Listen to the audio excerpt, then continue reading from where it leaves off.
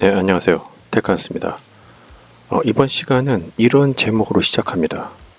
조직에서 개발자를 바라보는 두 가지 시선에 대해서 이야기 나누도록 하겠습니다.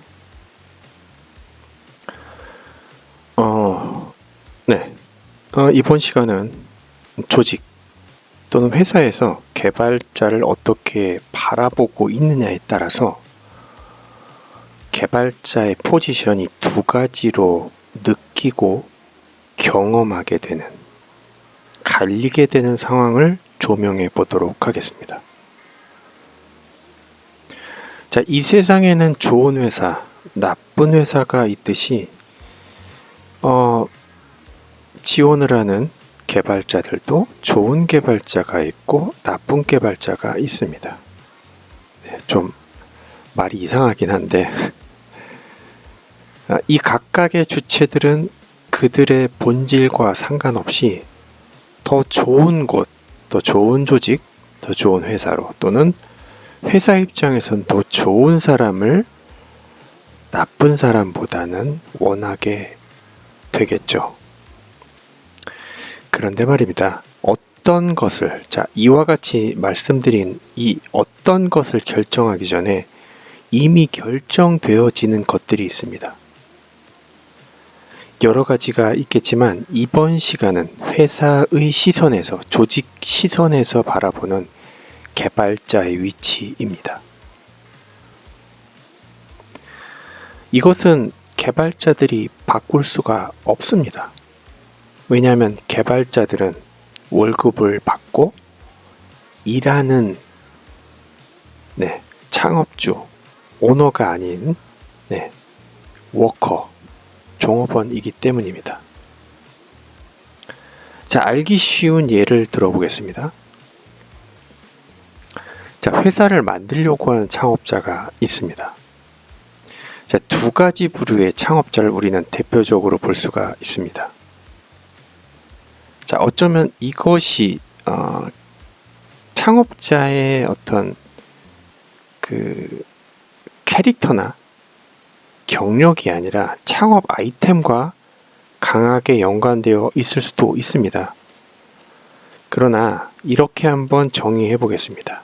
자, 첫 번째는 창업 아이템이 어느 정도 자리를 잡아가고 있고 창업자가 기술을 알고 개발자 출신인 경우입니다. 제가 자주 호갱노노 창업 이야기를 하는 이유는 이 호갱노노는 굉장히 이상적인 방향으로 만들어지고 안정적으로 운영되고 있는 것이 너무나 좋게 보이기 때문입니다. 이분은 호갱노노 창업자, 이분은 개발자이면서 창업 초기에 개발자들과 함께 기획과 서비스 방향을 함께 만든 경우입니다. 여유가 있었다면 기획 경험이 많은 사람을 채용할 수도 있겠지만 그는 창업을 시작하고 여러 VC 같은 곳에서 창업 투자를 받으면서 그 투자 여유자금으로 개발자들을 기획자보다는 더 많이 채워서 진행한 경우입니다. 실질적으로 이제 좌측의 시작 초기와 우측의 현재 모습을 보자면 기획자보다는 개발자들, 디자이너 위주로 사람이 채용이 되고 조직이 구성된 것을 볼 수가 있을 것입니다. 자, 이렇게 되게 되면 어떻게 이제 그 조직의 성격이나 캐릭터가 만들어지냐면요. 자, 경험 많은 개발자들에 의해서 서비스 자체에 대한 안정성과 많은 디테일이 강조가 됩니다. 그리고 개발자들도 기획에 대한 안목이 성장하게 되고요. AI나 ML 등에 의한 인사이트 있는 서비스들이 계속 추가가 됩니다. 왜냐하면 개발자들이 많기 때문이죠.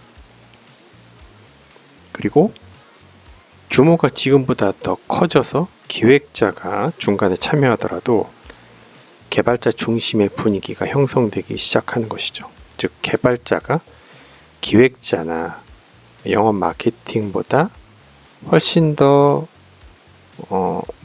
비중이 많게 되는 것이죠. 즉 개발자들이 개발을 하면서 개발 역할을 하면서 그 역할이 대접받으면서 개발자 이상의 역할, 기획 등이 될 수도 있고요. 여러 가지가 될 수가 있겠죠. 기대되어지는 것으로서 결국은 성장의 기회가 다소 있다라는 이야기이죠. 자, 두 번째는 창업자의 획기적인 아이디어가 있고 그렇게 이제 창업을 시작하지만 창업자가 기획에만 주로 시선이 있고 개발이나 기술은 잘 모르고 관심이 없는 경우입니다. 자, 이런 경우도 창업할 수 있고요. 회사가 크게 성장할 수도 있습니다. 이런 서비스의 대표적인 예시를 들자면 이제 주로 제휴와 관련된 제휴 마케팅과 관련된 서비스입니다. 즉 해당 제휴를 위한 서비스가 유지가 된다면 자, 그 다음부터 회사가 조직이 성장하기 위해서는 시스템도 안정적인 시스템도 중요하지만 제휴를 늘리기 위해 영업이나 마케팅, 기획팀을 상대적으로 수적으로 많이 늘린 경우입니다. 자, 이런 경우 이러한 조직 내에 상대적으로 많은 기획자에 의해 때로는 시스템이 다시 리뉴얼 되기도 하고요. 이들의 요구사항이 추가적으로 또는 수정되기 위해서 반영하기 시작하게 됩니다. 즉 개발자의 위치가 기획자, 영업 마케팅 위치보다는 다소 그들을 지원한 역할, 즉 그들이 원하는 대로 서비스를 개발해주고 맞추어주는 역할로 축소되는 경우입니다. 다시 말해서 기획자나 영업자가 개발자들보다 조금 이거를 객관화시킨 지표를 얘기할 수는 없지만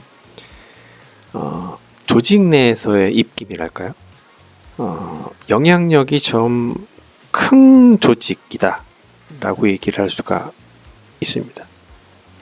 즉 개발자들은 해당 시스템을 유지하는 것, 기획자 요구를 개발해 주는 것 외에는 어떻게 보면 개발자 입장에서는 성장의 기회가 좀 제한된 조직이다. 이렇게 말씀을 드릴 수가 있을 것 같습니다.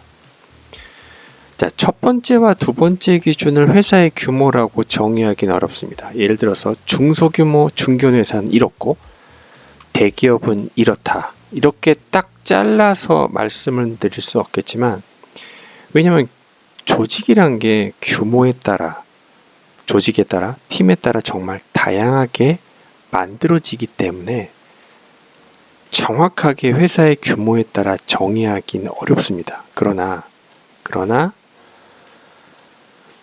그 조직 내에서 일하는 개발자들은 현재 자기가 일하고 있는 조직이 방금 말씀드린 첫 번째 경우인지 두 번째 경우인지 누구나 명약관하게 알 수 있을 것입니다.